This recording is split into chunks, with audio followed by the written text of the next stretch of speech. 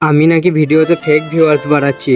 হ্যাঁ, এই কথাটা আমাকে কদিন ধরে অনেকজনই বলছে। আবার তো কেউ কেউ বলছে আমি নাকি টাকা দিয়ে ভিউজ কিনছি, কেউ কেউ আবার গাল বাগান দিয়েও বলছে তুই নাকি ফেক ভিউজ বাড়াচ্ছিস। তারপর আমি তাদেরকে শুধালাম যে তোমাদেরকে কি দেখে মনে হলো যে আমি ফেক ভিউজ বাড়াচ্ছি। ওরা বলছে যে তোর ভিডিওতে এত এত ভিউজ আছে আর তোর ফলোয়ার বাড়ছে কই, তাহলে তোর গ্যারান্টি তুই ফেক ভিউজ বাড়াচ্ছিস, নাহলে এত এত ভিডিও তোর লাখের উপর ভিউজ আছে আর ফলোয়ার 10K হয় নাই এখনো। আবার কেউ কেউ তো অনেক খারাপ খারাপ গালও দিচ্ছে, বলছে তুই ফেক ভিউজ বাড়াচ্ছিস শালা, এই ওই হ্যান ত্যান। আর সেই কথাটা শুনে আমি তখন তাদেরকে বললাম, দেখো ভাই, আমার যদি ফেক ভিউয়ার্স বাড়ানো হতো না তাহলে আমি এত কষ্ট করে ভিডিও করতাম না। ভোর 5টার সময় উঠে রান্না করে খেয়ে দিয়ে কাজে লেগে আবার সেই সন্ধ্যে 6টার সময় ঘর আসার পর আবার রান্না করে 11:30-12টার সময় করে ভিডিও এডিট করে আপলোড করতাম না এত কষ্ট করে। আর হ্যাঁ, তোমরা তো ফলোয়ারের কথা বলছো, তো সেটা আমি জানি যে আমি এই কদিন ধরে তো ভালো ভিডিও আপলোডই করতে পারছি না, তবে আমার ভিডিওগুলো তাদেরকে তো ভালো লাগতে হবে, তবে তো তারা আমাকে ফলো করবে। আর কেউ তো আমি জোর করে আমি তাদেরকে ফলো করাতে পারবো না। তবে হ্যাঁ, আমার ভিডিও আপলোড করার পর আমি যখন এসে দেখি যে আমার একটা হলেও ফলোয়ার বেড়েছে সেই ভিডিওটা থেকে, তখন সত্যি বলছি এতটা জানে শান্তি হয়। আবার সারাদিনে কাজ করে এসে